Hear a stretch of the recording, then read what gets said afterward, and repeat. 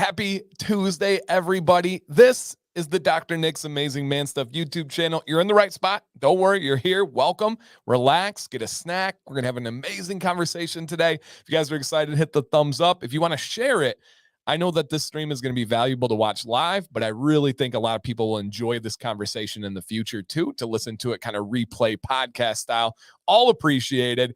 My name's Dan C. Bearden. I am the co-host here. I like to set up ideas and guide the conversation and really kind of communicate with the chat. But this stream is all about the Dr. Nick's Amazing Man Stuff, their channel, their company, and the people behind it. And we have one of those people in the chat. If you guys see Jillian Phelps in there with the little blue wrench, that is the other co-owner of this company, the scent creator. We've had her on a few times, so you guys can get to know her, and she'll be back in the future. But the gentleman that's with me right now, before we introduce our guest, is Mr. Dr. Nick himself. Nick, how you doing today?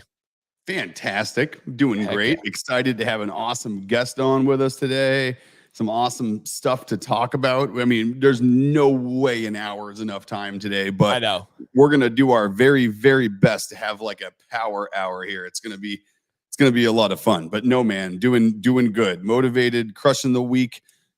It's busy. We're getting ready for, the beard season madness here, and we're already into it. We're of course doing all the stuff we talked about with product and branding and some new labeling and all kinds of fun stuff going on here, man. But yeah, we'll get into all of it. Doing good though. Pumped.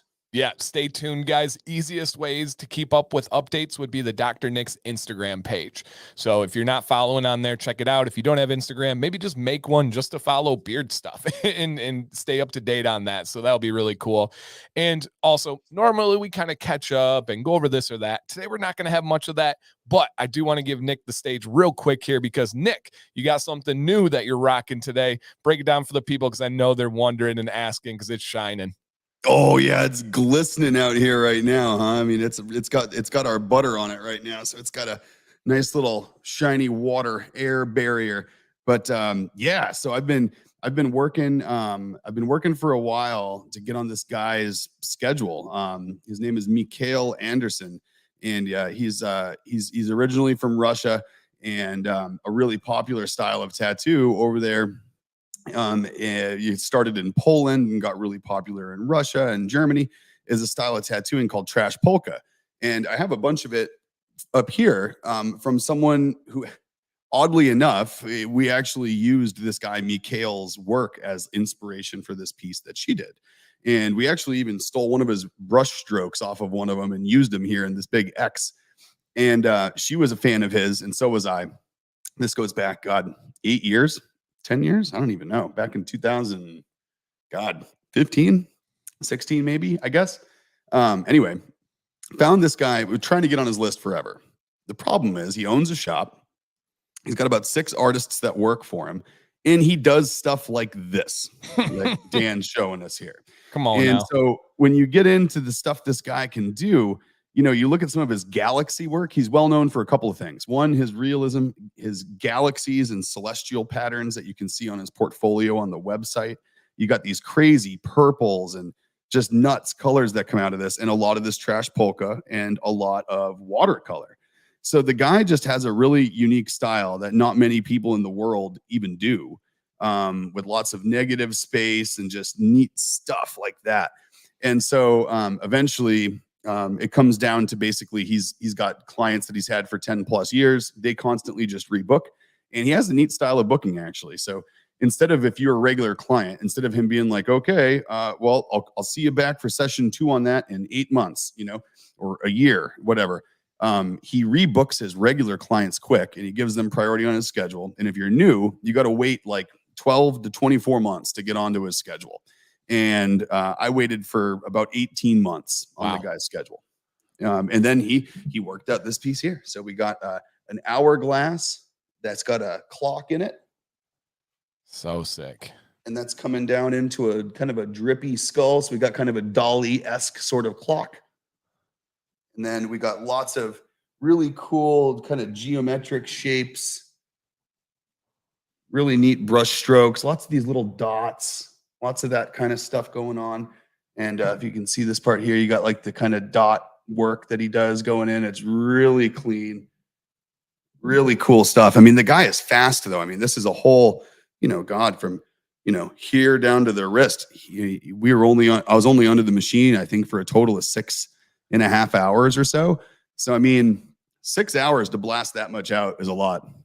It was a lot in a day just in general, because I didn't want to drive 5-6 hours, do a 6 to 8 hour session, and then drive 5-6 hours again. And I did it on a Sunday, and I had to be back Monday morning. So I flew down at like 9 a.m. on Sunday, just a quick 45-minute flight down to New York. Took an Uber from LaGuardia over into Manhattan, got tattooed on for 6.5 hours, and jumped in an Uber back.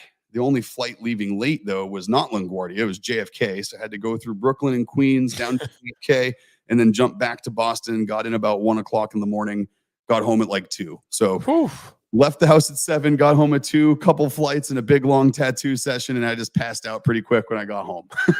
So you're still playing catch up. Dude, I am. It's like I didn't even jump time zones, and I feel like I'm jet lagged. Right. It's just like so much commotion in one weekend, Yeah, that's going to be the Nationals weekend for me in all the best ways possible. And we're super excited, you guys. November 4th, Daytona Beach. Nick and I will be at the U.S. Nationals beard competition. X-Ray Freak Paul is there. I was just talking to him minutes before the stream, and he was like, "Oh man, I get to meet the man, the myth, the legend, Nick." And I said, "Oh yeah." Yeah, don't know about much of a myth or a legend, but I'll do my very best, not to disappoint. Absolutely.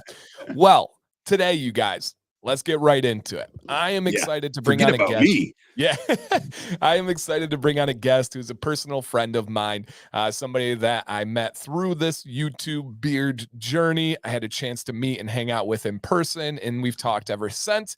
And he's been active in the community here on the Dr. Nick's channel. He's been using the Dr. Nick's products, and we've got a whole bunch of branches we want to talk about today. Pun intended there, that you guys will see. And we want to talk about his journey, his military experience, his Brazilian Jiu-Jitsu journey, his ownership of his own facility and business, and then beards and whatever else angle we can go. It's going to be such a fun conversation. And if you guys do have questions that pop up for our friend Saad, all you got to do is put them in the chat. I'll do my best to star them and then work them in where we have time. I can't promise we'll hit everyone, but we will try to work them in the best we possibly can. And as we bring him in here, I'll put down below at the bottom his name, but also his YouTube channel. And the YouTube channel is in the description and it's pinned in the chat. So if you guys could, it's absolutely free. Whether you're watching now, whether you're watching in the future, just go give his channel a look and subscribe if it's content that you're interested in. If you're not into Brazilian Jiu-Jitsu or life lessons or positive vibes or anything great, then don't subscribe. But if any of those sound good to you, please give it a look. And I promise you'll find something valuable, because it's way more than just like Brazilian Jiu-Jitsu content. There's so many things in there that kind of parallel what I do, where I try to teach lessons and share experiences through the passion that you have. And his just happens to be Brazilian Jiu-Jitsu. So, Nick, you excited? You ready? Oh, dude, I'm pumped. I can't. I'm just a couple minutes hanging out with Saad ahead of time here was fantastic. So yes, really looking forward to the next 50 minutes here. Let's get him in here. Absolutely, guys. Please welcome Saad, aka Semper Fortis Brazilian Jiu-Jitsu. Saad, how you doing, man? Awesome. I'm so honored to be on here with you guys today. And of course, as soon as you logged in, my dog starts barking because she is my protector, my little Spuds McKenzie dog. So it's like, so I've got snacks prepared for her. So every once in a while you'll hear her bark, and then I'll give her a snack and she'll chill down. That's Perfect. It. That's it. She heard Dan's voice say your name, and she's like, "Who's in the house?" Yeah. Sure.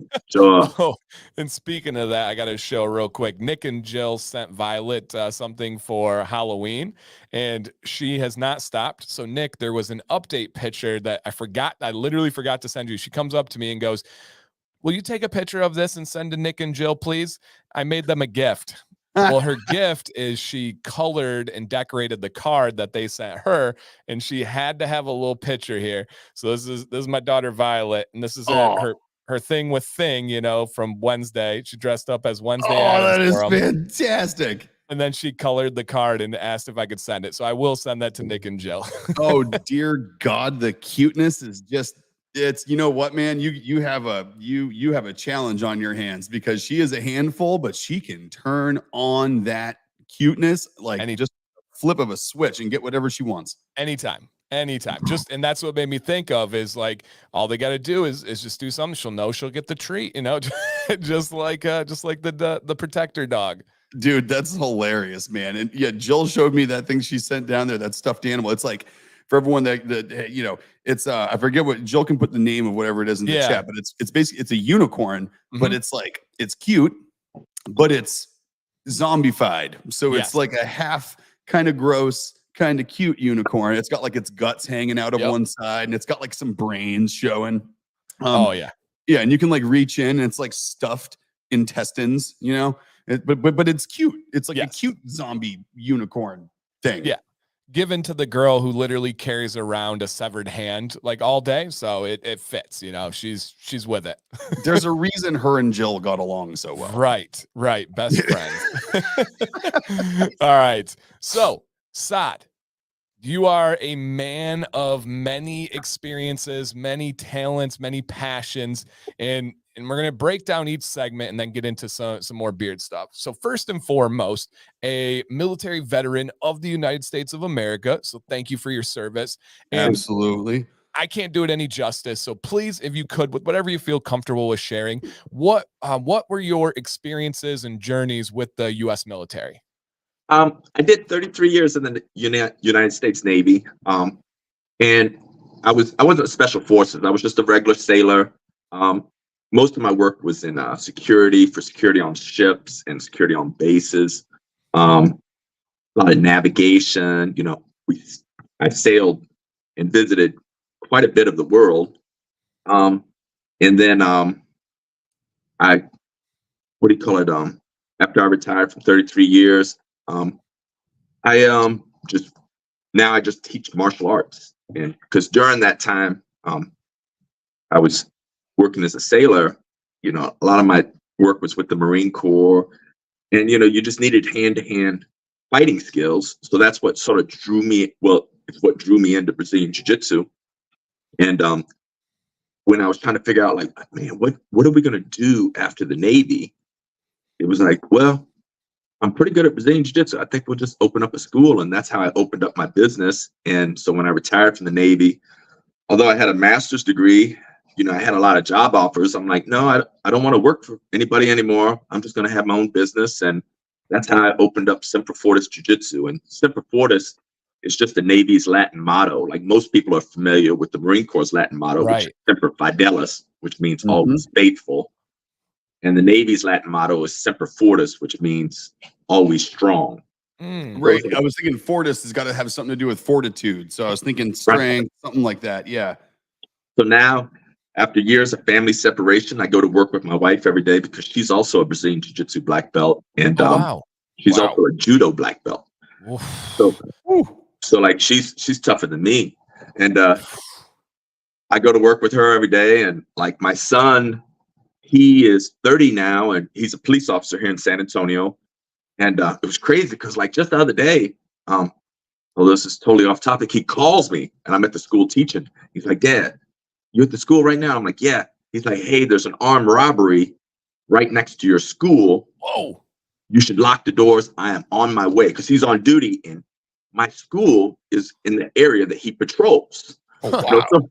So he's like responding to it. And I'm like, man, what's so crazy is, after all these years of me going off to war all over the world and him worrying about his dad, being safe, now he's the one that's coming to save me.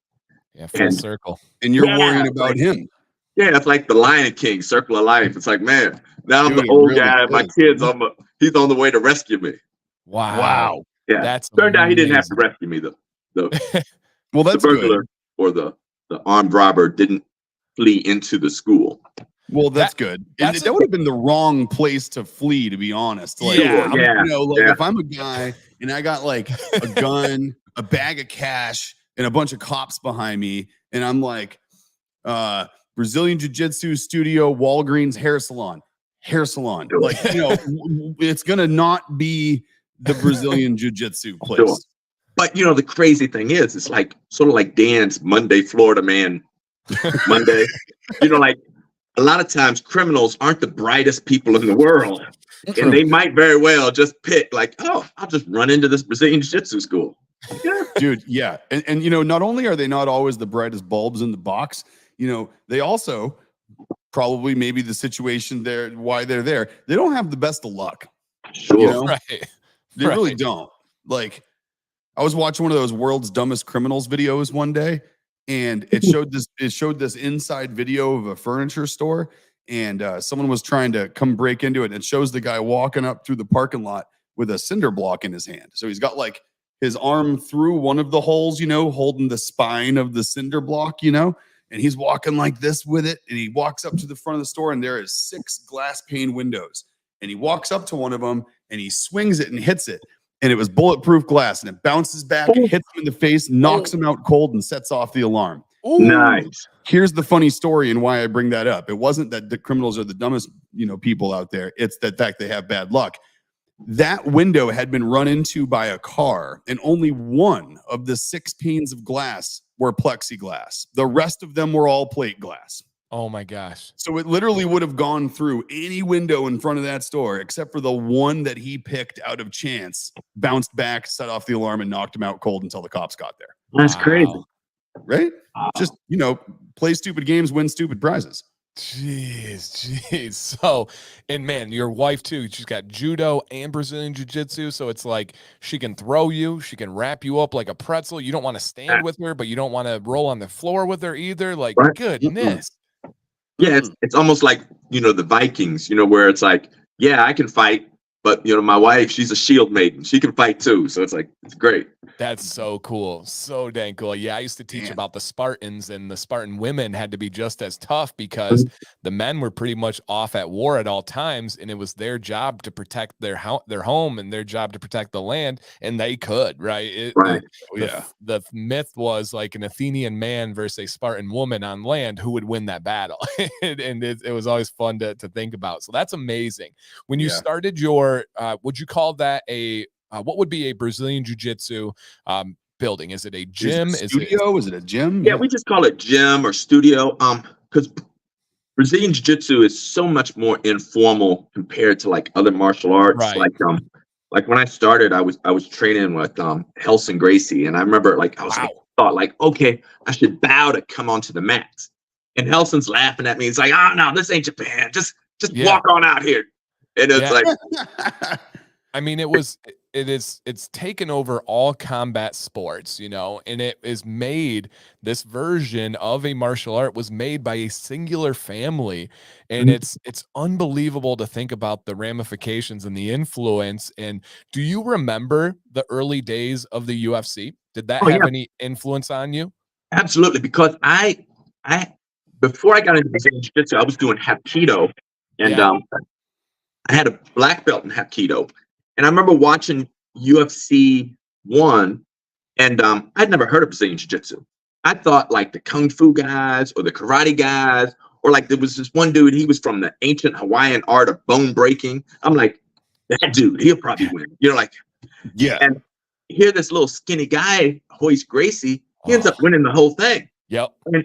And the funny thing is when you talk to Royce's older brother, Helson, he would tell the story about how the fighters on UFC 1 complained about Royce being in the dressing room because they thought Royce was a fan, like some kid back in the dressing room. Like he didn't look like a fighter. He was only 170 pounds. Like he didn't look like much. And plus he was like 21 years old. So the fighters mistakenly thought he was a fan and not a fighter. Oh, yeah. Oh, and then once the event kicked off, they realized that, no, he is a problem. Right. Wow. And it changed everything because UFC 1 was like shocking. UFC 2 was like mind blowing. Your brain can't handle it. And it was like the most pure idea of, hey, we have this discipline, this size. What truly is the best way? Because they were wearing gis, they were wearing shoes. They didn't have kind of the structures and the rules and the testing and the weight classes and the time limit. And then you get Gracie coming out, and he's not even considered the greatest Gracie, right? Right. He's not even considered the greatest. Most people think Rickson is the greatest, and I mean, we could go down the list, but Sure. to see these people where you just think like bigger and stronger is going to win, and then they're just making these guys submit and not getting touched. It was like absolutely mind-blowing. And then you see these disciplines where you're like, oh, that looks really cool and looks pretty crazy, but it's not actually practical and it doesn't really work, you know? And so I've gone back and watched those, and that's like pre-Joe Rogan. That's pre like so many of the things, and it's just so fascinating. And then now it's just kind of unanimous. Like, you need to have Brazilian Jiu-Jitsu with some wrestling skills, or you're just not going to survive. Right. And even in the military, we adopted Brazilian Jiu-Jitsu. Wow. Our martial arts program, because we have the Marine Corps martial arts program, and we have Army combatives. And because what we found in the military was that, unlike in previous wars, in modern day warfare, a lot of times our enemy doesn't have a uniform on. So the enemy just looks like a regular civilian. And then they could be close enough to you to take your weapon from you. And if you don't know how to fight hand to hand, well, you no longer have an M16. Your enemy has an M16 because he just took it from you. Yeah. You know, so we started incorporating Brazilian Jiu-Jitsu skills along with Judo and Muay Thai to enable our soldiers and Marines to be able to maintain their weapon and fight hand to hand, because the enemy is upon you. You know, like there's not a front line so much. You're right there. You're walking through a city and you think it's just a regular civilian, and now they've grabbed you. It's like, okay, now what do you do? Man, that's how and that's what the same thing happened over in over in Israel and stuff with like Krav Maga, right? Like that's the reason that became so popular, is because they had to have those close quarter hand to hand, capabilities, because they were fighting such clandestine, wars, right? Sure. I mean, they were fighting urban, very close quarter warfare. Right. Because like Hamas isn't wearing any uniforms, right. It looked like any other, Palestinian citizen, it's like, and then you realize, oh no, this guy's a problem. Right. Yeah. And Jason asked a good question. He says, is that something that you practice for the Navy SEALs? And is it pronounced Krav Maga? Yeah. Well, one, I was never a Navy SEAL. I trained with some SEALs, and a lot of them trained Brazilian Jiu-Jitsu. And probably the most common arts that you'll find them training is Brazilian Jiu-Jitsu, Muay Thai, Judo. A lot of them have wrestling backgrounds. But Krav Maga is a very good self-defense system.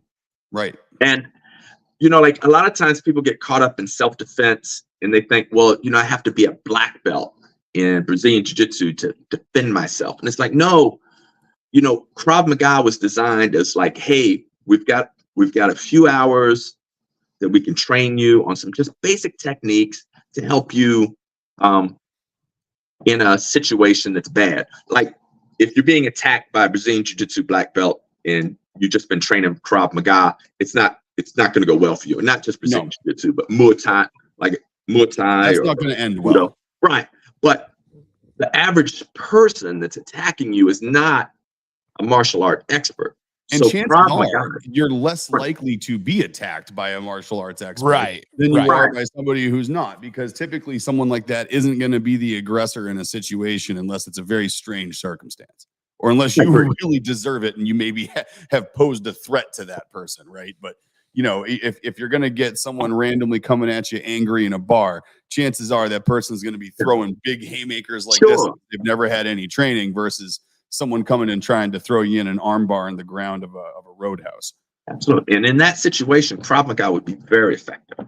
So like if you only have like, a limited amount of time that you can train, I would highly recommend, Krav Maga. Now, you're not going to be able to fight in the UFC, as a Krav Maga expert, but how many of us are actually interested in fighting in the UFC? Like I'm 55. I'm not fighting in the UFC. Like, right. You couldn't trick me into that. No. Yeah. No.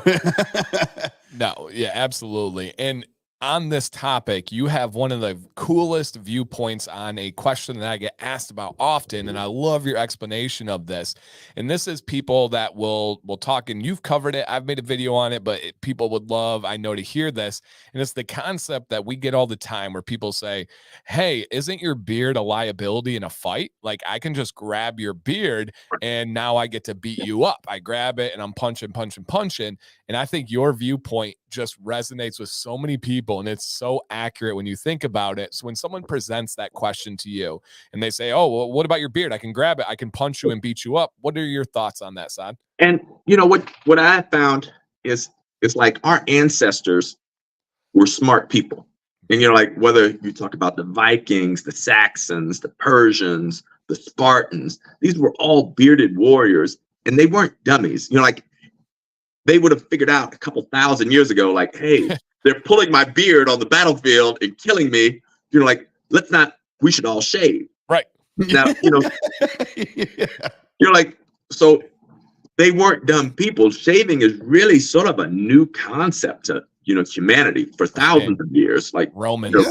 People weren't breaking out Bic razors, shaving. It was like, so yeah, like in Brazilian Jiu-Jitsu, like if you grab my beard, sure, it'll hurt, it'll annoy me.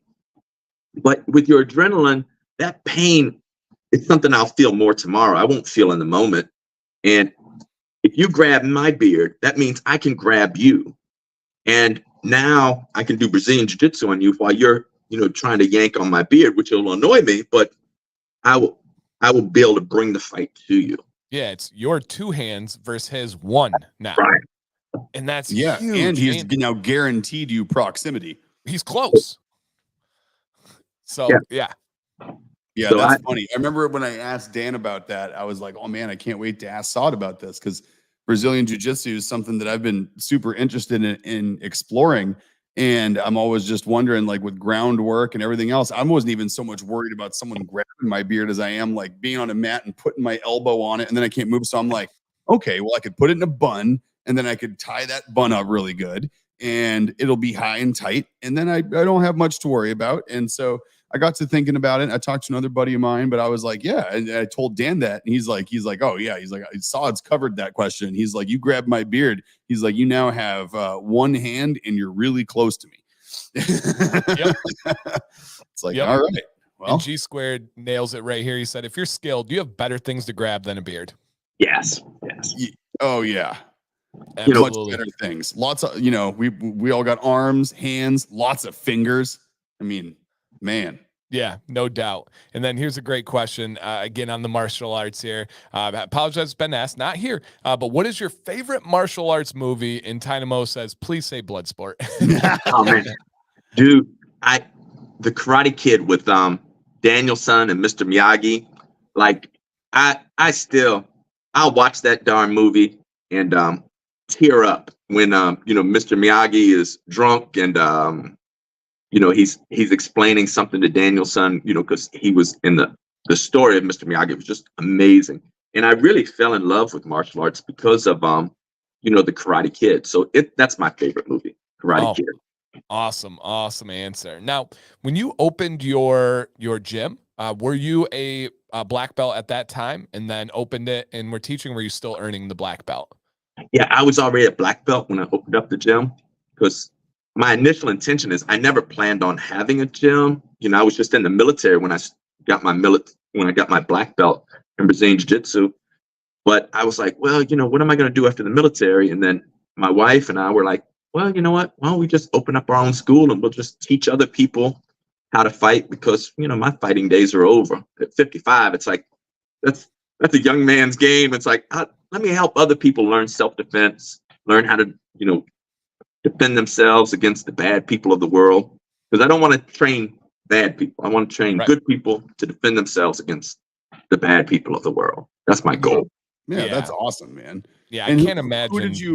Who are you training? Sorry, Dan. Who are you training under when to earn your black belt? Is there any? Who was that? How'd that work? The man's name is Luis Pajares, and he is a black belt under Rickson Gracie. So he was Rickson Gracie's student, and then Luis trained me, and he's been my closest friend. Matter of fact, he's probably going to come to my gym this month because he lives in Jacksonville, Florida now. He's from Brazil, and we've gone to Brazil and visited his home several times.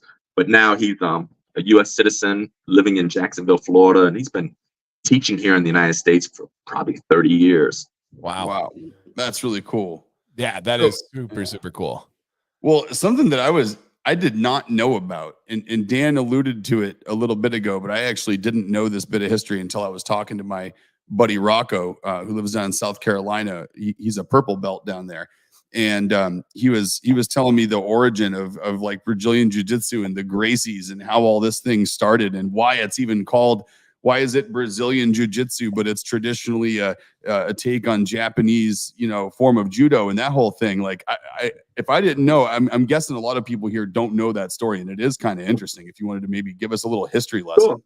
Well, what happened was there was a Japanese prize fighter named Mitsuo Maeda, commonly referred to as Count Maeda, and he was a jiu-jitsu black belt, and he was also a judo black belt. But back then, judo was referred to as oftentimes as Kano Jiu-Jitsu, because what Jigoro Kano did is he took the several different Jiu-Jitsu styles and merged them into judo. So Maeda went to Brazil, and he was setting up like a Japanese business there, representing Japan. But he was constantly doing prize fights, like MMA fights before they called it MMA. And so while he was in Brazil, he befriended the Gracie father, and he agreed to teach Carlos Gracie Sr. Jiu-Jitsu. And so back then, when they first got training and they started their own gym, instead of calling it Kano Jiu-Jitsu, they was just like, oh, well, we're not Kano, we're the Gracies. So they just called it Gracie Jiu-Jitsu. But Maeda didn't leave Brazil after he left Rio de Janeiro. He went to Manaus, and from there he continued to teach people. And so there's many Brazilian. It's more accurate to call it Brazilian Jiu-Jitsu now, because the Gracies aren't the only ones teaching and developing. But that's where it morphed. Yeah, and that's where, like, and what period of time was that? Like, what decade here was that? The Gracies opened up their first school. Carlos and Elio opened it up in 1925. Wow. And so that goes back to so it's back to the 20s where this is really, so I mean, it's relatively new. I mean, in contrast to most martial arts practices out there. And really the difference between the Brazilian Jiu-Jitsu and say like the traditional Japanese Jiu-Jitsu or Eastern martial arts is the fact that there's not what I would call ancestor worship. Like when I got my black belt in Hapkido, a man by the name of Young Sul Choi founded Hapkido. And in Hapkido, even if I found a better way to do a kick or a punch or a throw, they would be like, no, this is the way Young Sul Choi did it. This is the way we're going to do it. There would be no deviation. It's like Hapkido is the way Young Sul Choi did Hapkido. Where in a lot of Eastern martial arts, there's that type of ancestor worship. It's like, we're not going to deviate from the way our ancestors did it.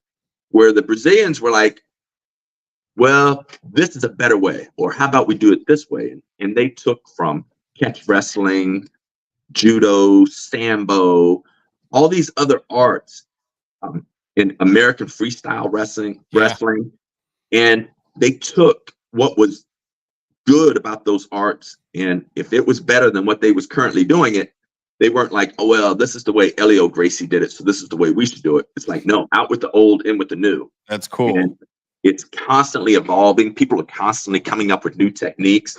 We was talking about a young man earlier before we came on who's developing his own techniques, and it's just a unique take on Brazilian Jiu-Jitsu.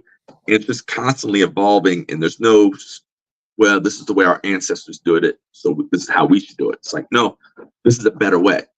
And it's all based on practicality. It's not based on looking cool. It's not based on gaining points. It's based on whatever a human has ability with hands and feet in front of me. what can I do to control this situation? Not necessarily hurt them, not necessarily win, but to control this situation. And that's what Brazilian Jiu-Jitsu does. And it's so amazing to watch. And especially when you see like the bar fight videos and stuff where normally, yeah, it's guys drunkenly throwing haymakers and wrestling and stuff, and you'll see somebody that's trained in Brazilian Jiu-Jitsu, they just restrain them, they hold them there, they'll just be sitting having a conversation while they're waiting for the police to show up, while they're waiting for people to go in. Like one of my favorite moments in MMA history, I'm a big Nate Diaz fan. He's wild, he's crazy. He locked in a triangle choke, which is somebody's like essentially on top of you, and you have your leg around the back of the neck, and then the other leg sinking it in, and essentially, and you can use your hand to get it tighter. He got this triangle choke in so deep, he started doing a double fist to the crowd while he's on the ground holding this guy down. And that epitomizes Brazilian Jiu-Jitsu for me. He's not trying to hurt the guy. He's just restraining him. He's literally celebrating while he's got this guy in a pretzel with his legs. Yeah, I remember that fight. He did it to Seth Petruzzi. Yes. I think it was actually a double middle finger because I wasn't going to go there. I was doing the fist, but it exactly, there was something protruding out of the fist. You are correct. Yeah. Because maybe a year later, me and Nate Diaz, we were in Florida at a friend's gym, and we were sparring, and Nate went to get a triangle on me, and I'm like, no, you will not do a double middle finger triangle on me. And we laughed, and then he armbarred me. I was like, He's like, I'll get you to something else. That's amazing. He is genuinely a nice young man. You know, like, of course, his persona, like, he's a very tough young man. But like, if you talk to him personally, like, you would genuinely like him. He's a very nice, respectful young man. I just listened to a story. It's wildly inappropriate, but if anybody wants to listen to a good story, look up Nate Diaz and Shane Gillis. Shane Gillis is a comedian, and Nate Diaz had always been his number one. Like, if you could hang out with anybody living or dead, who would it be? And his was Nate Diaz. Really? Shane Gillis is freaking hilarious too. Jill just showed me him. Unbelievably funny. Like maybe the funniest human on earth right now. Unbelievably. So he spent a night with Nate Diaz, and he was like, it was everything you could imagine. We went to a bar, a guy in a tank top. Nate looks over and said, "Will you look at that?" And then they get into it. Nate front kicks him in the hip, knocks him over just because he front kicked his hip. They're walking down. He's like, the whole crew is wrestling. He's like, I'm just sitting here hoping they don't wrestle me. And they're like, they all thought the other one ordered the Uber. So we're just sitting here as they're wrestling, trying to fight people. And he was like, it was the greatest night of my life. He said, yeah, he was the nicest. He's like, me and Nate went walking down the street, and he's just talking to me, and we're just hanging out. And he was like, he's the nicest guy. Right. Super nice. Yeah. Super so nice. Shane Gillis, Nate Diaz. Look it up, guys. It is an amazing story. That is awesome. A good little bridge here. We talked about your beard, right? You were in the military. What was your journey to growing a beard? Because I'm assuming when you were in the Navy, you weren't allowed to grow a full beard, maybe a mustache. And then, so how did you decide on the freedom beard? And then what was your journey like? And then how did you stumble across like myself? How did you stumble across Nick? And just kind of lay out that story for us. Well, so from the age 17 to age 50, I was in the U.S. Navy. So that was my 33 years. So I never liked mustaches. So I just never grew facial hair. Just every day I would shave my face. And then, when I retired, I kept doing that. I would just shave my face every day. Yeah. And then, it's like, this is what I do. I get up every day and I shave my face, and then I shave my head. And it's like, this is who I am.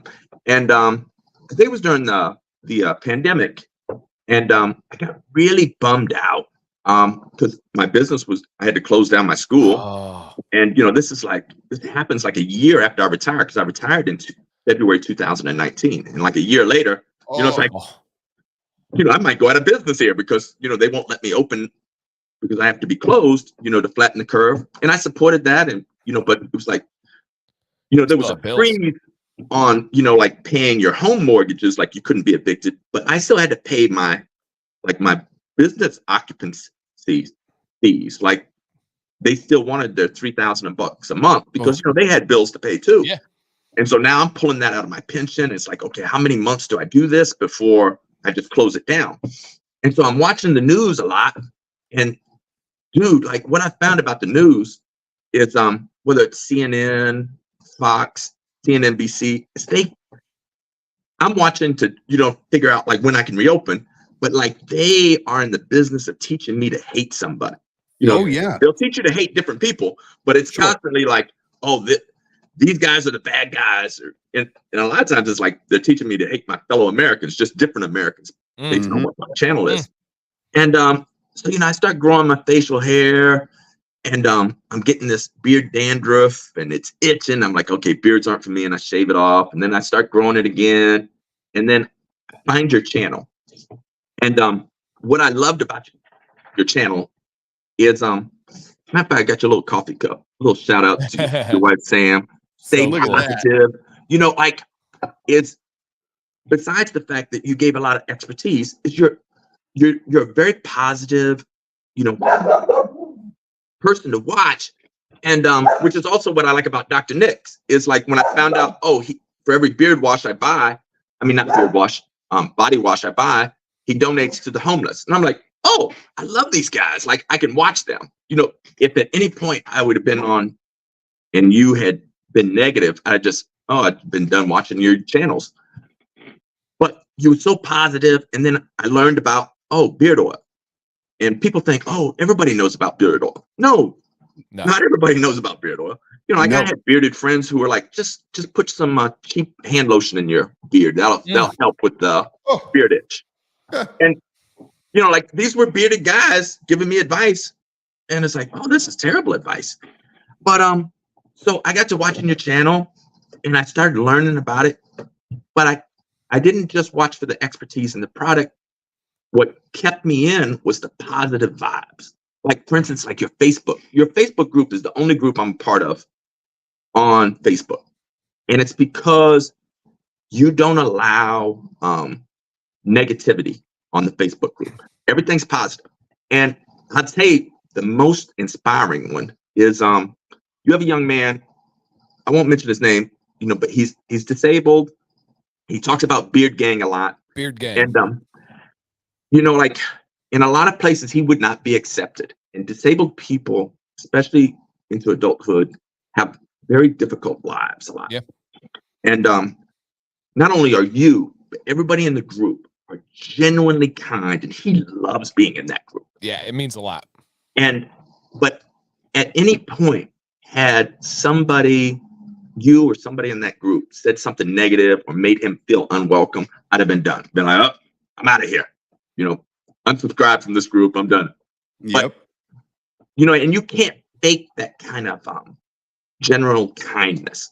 The kindness that you and everybody in that group have towards that young man is inspiring.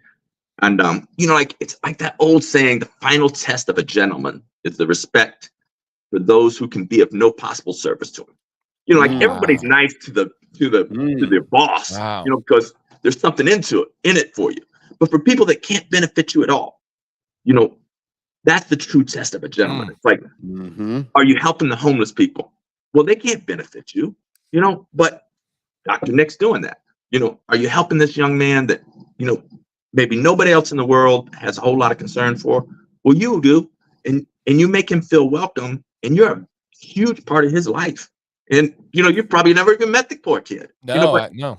Yeah, but he genuinely loves you, and he loves being in that group. And it's like, that's huge, man. To me, that's really special. An outlet and a platform is so freaking important. Yeah. And that's why I watch Dan's channel. And one of the big reasons I use Dr. Nick's products is because not only is the product great, like I had to go to my brother's wedding, and it was like, oh no, like what product does my beard look best with? Well, Dr. Nick's beard oil, his little IPA beard oil, is like, put it in beard. So not only is it a great product, but you're like really good humans, and I dig that about you guys. No, thanks, man. That's awesome. I've never heard that quote. I had to look it up immediately so I can have it here. And so it actually last name is Phelps. William Lyon Phelps. Look at that. Wow. And that really hit me especially when you're talking about Nick and Dr. Nix, and then giving back to the homeless. It never crossed my mind. And I know it never crossed Nick's mind either. But the concept of helping the people that can't possibly help this company, right? They're homeless. They're trying to get food. Right. They're trying to get shelter. They're not going to be buying products, which most people would assume is what businesses want, right? Is people buying your products. So treat your customers nicely. I'd never even thought of that. You're treating people that can't possibly help your business. And it's literally because Nick and Jill just want to do the right thing. They just really genuinely want to give back. And they've given, and I have to like downplay how I talk about it because I'm not trying to step out of line. They give way more, right? They gave a Thanksgiving dinner last year. They gave face wash. They gave beard price. They gave so many other things that aren't a part of the promise, that aren't a part of what is shown and talked about just because it's the right thing to do. And they could ship them. They could say, hey, go do this. They go and deliver them themselves. Like that quote is amazing. So thank you for sharing that. And thank you for seeing the little things because I agree. And you had said, so I'm listening very carefully to when you speak because I get a lot from it. You had said that you don't want to train bad guys, right? You don't want to train people that will be using those skills for bad. My first thought immediately went to bad people wouldn't last very long around you. It's just like my Facebook group. If you're a bad person, you get really sick of everybody being positive and supportive, and they just kind of weed themselves out and leave. Sometimes very vocally, very loudly, but that's okay. Like goodbye. And I think the same exact thing goes for you. They just wouldn't last very long. Yeah. They wouldn't. I had to throw a guy out of the school. He was a purple belt that I'd recently promoted. And one of the cops came in and said, hey, one of your students is in jail. I'm like, oh, which one? And he names the guy. And I'm like, well, is this a misunderstanding? He's like, no, he's had several domestic violence cases against him yeah, he's pretty much guilty, of domestic violence. And I was like, okay, you can't train here. So I threw him out of my school. And he's like, are you really going to throw me out of school for this? And I'm like, yeah, like you cannot train here no more. I'm not willing, regardless of the financial hit, to lose a student that I've trained so much. It's like, no, I won't continue to train you. So I threw this wife beater out of the school. Yeah. Absolutely no time for that. No, especially because you don't want to deal with your side of that either, where, you're a positive person and like what you do because you do it for good reasons. The last thing you want to know is that someone's taken the valuable information you're giving them and using it against someone that can't defend themselves against it. Yeah. And what was so crazy is he wanted to train with me so bad that he sent his wife to my school a couple days later, freshly bruised face, to tell my wife that she made up the whole story. Oh. And I'm like, oh my gosh. Like, I knew it was a horrible situation just from the jail arrest. But now it's so horrible that this bruised lady is lying to my wife to try to help her husband. It was like, oh my gosh, I had no idea how bad of a person he truly was. What a terrible situation. Yeah. That's just like the tip of the iceberg, probably is what you saw there too. There's probably so much manipulation and that's the only word and guilt and all kinds of stuff going on there. And it's like, yeah, like I don't need their tuition. Right. Like, no, I like to sleep at night. I like to look at myself in the mirror and be like, yes, I try to be a good person. And I'm the same way. I push back against negativity. I push back against what I consider bad people. And people will say like, well, hey, like bad people are subscribers too. Bad people buy beard products too. I'm not interested. I genuinely don't have time for that. Nick and I, man, it's so funny. Me and Nick click so well because we view things in the same way. We have the same kind of drive, the same kind of motor. A overwhelming theme of Nick's tattoo is time and the concept that it's so precious and we have so little of it. That drives everything that I do. Like it drives every single thing that I do. And I'm positive because I only get this much time and I don't know how much I get. Nobody knows, And so why would I spend it thinking about these people and these things and this? I want to spend it thinking about like, you know what? I did help them. And that like gives me goosebumps. It makes me very, very happy. And for whatever the reason, that's why I went into teaching. That's why I went into coaching. That's why I'm able to do this is because I just don't want to waste my time doing that other stuff. I've made mistakes. I've been there. I've been in bad mental places and I've learned from it though. And it's made me appreciate every moment. And so I'm just not going to waste my time. Have I lost subscribers? For sure. Have I made very loud vocal enemies for sure. But I don't really care. That Sure. doesn't bother me whatsoever. And so, yeah, you like, man, hit it on the head there with that quote. That is such a good one. I'm gonna post Dude. that later. Dude, that one's a winner. I love it. Oh, I love And it. it's just I'm on the glad I long could be of list some of- assistance. Yeah. on the long list of cool things out of ancestral Phelpses too. You know, we got Right. like the Civil War general we've talked about on here. Yeah. Now we got this guy. You know, he's a good looking dude too. That you know, that William Lyon Phelps. You know, I'd like to think maybe I have some close bloodlines there or something. Nice. Now, speaking of good looking dudes, you grew the beard, found the channel, found great products. You're loving it. What, as a man that had shaved most of his life, what are your like genuine thoughts on having a beard? What do you like about it? Are there challenges that you have with it? Is it all positive, or is it just kind of just a thing you're doing? I really don't know this answer. You know, I've thought a lot about it, and it actually has been such a net positive, life-changing thing for me, because it sort of makes me feel like I'm in touch with like my ancestors, but it also gives me a sense of freedom. Like, you know, like for 33 years, I shaved because I had to. Like there was somebody like, you got to shave. Like you got to be here at this time. You got to look like this. These are the standards. And then now with the beard, I feel like, you know, it's like I'm more natural, and I have that freedom. It's like, no, I have this not because I have to. I look this way because this is the way I choose to look.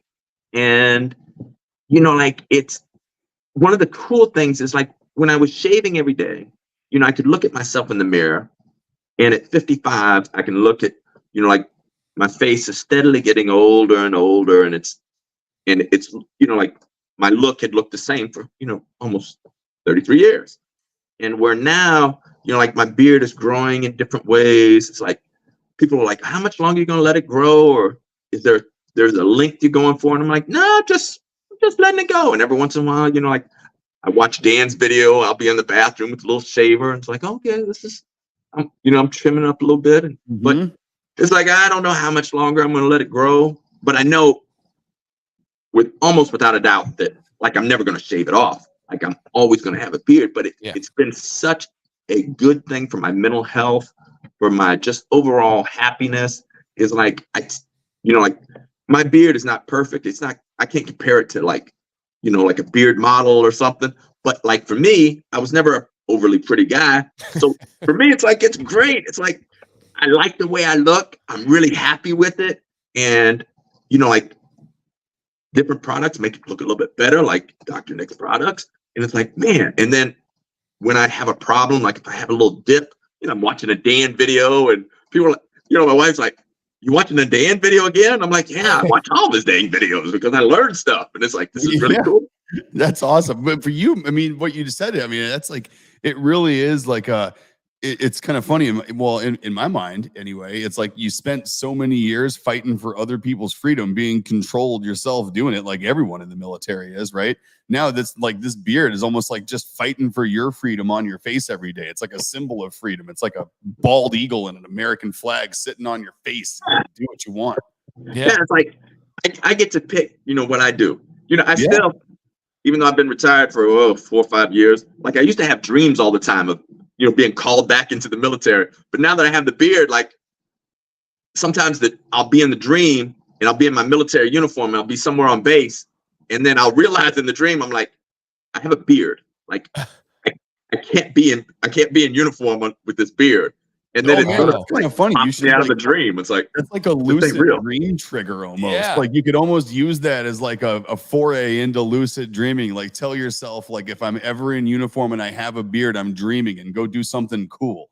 Yeah. Like, you know what I mean? Like be like, well, I'm dreaming and I have a beard, so give me that N1 Abram. I'm gonna go have some fun.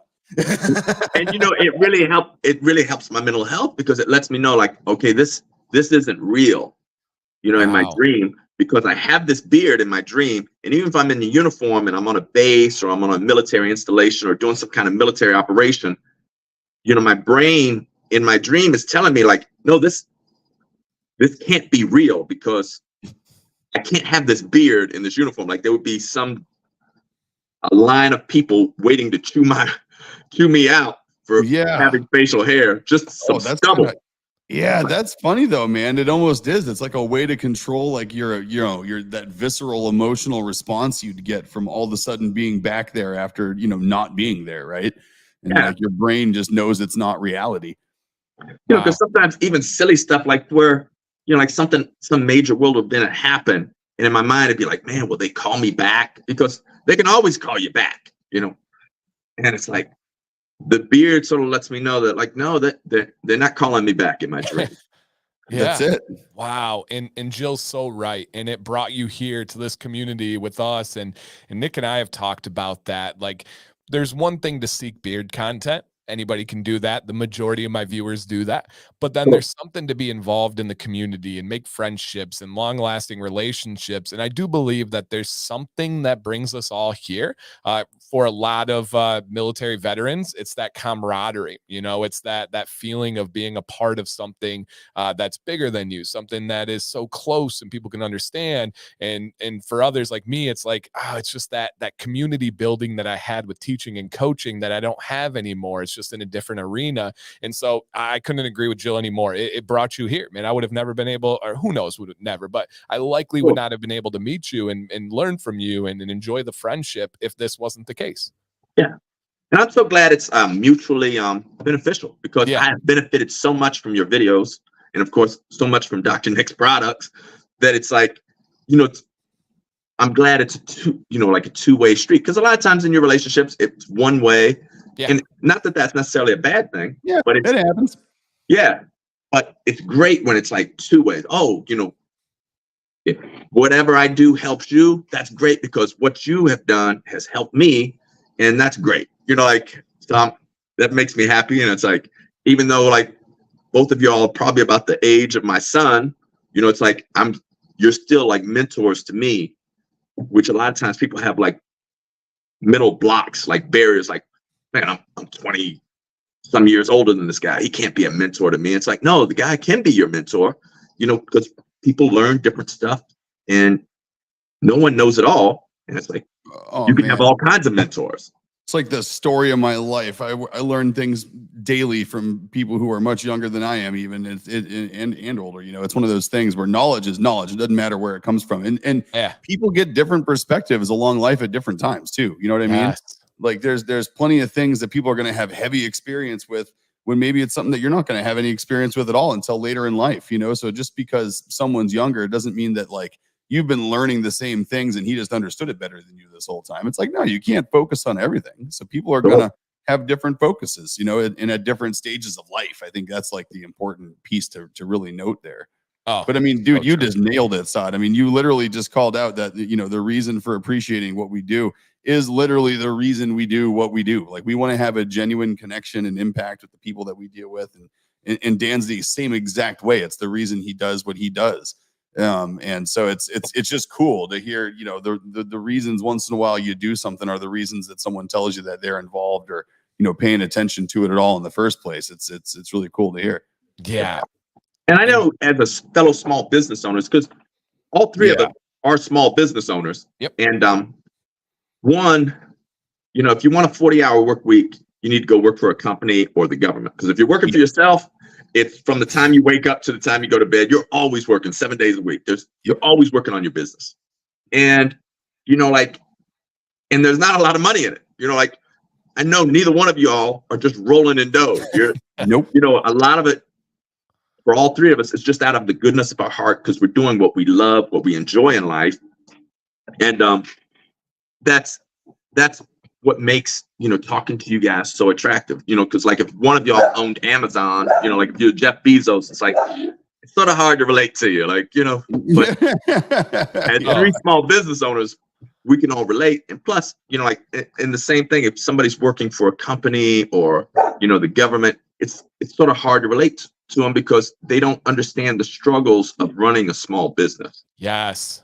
It's which is very constant. Very difficult when you hear criticisms of companies and owners, and it's from people that have never been through that journey and understanding how difficult of a daily journey it is. And obviously I work with Dr. Nick's a lot. I was on last night and I was doing some Dr. Nick's work, and it was before my stream, so it was probably about 8:30. Nick was logged on doing work at the same time I was on 8:30 at night. And you wonder like how many people are doing that kind of thing on a Monday night, or how many people are watching football and sitting on the couch. Not that there's anything wrong with that. It's just two different worlds and really, really hard to relate. That's the biggest thing. Absolutely. Yeah, it 100%. Is, man. It's a different world, but I wouldn't have it any other way. You know, I would rather work my ass off and be right where I am here today financially for the rest of my life than you know, drive someone else's agenda and be paid more to do it. You know, it's just it's the time thing. You know, like there's no price that someone can buy my time away from me these days.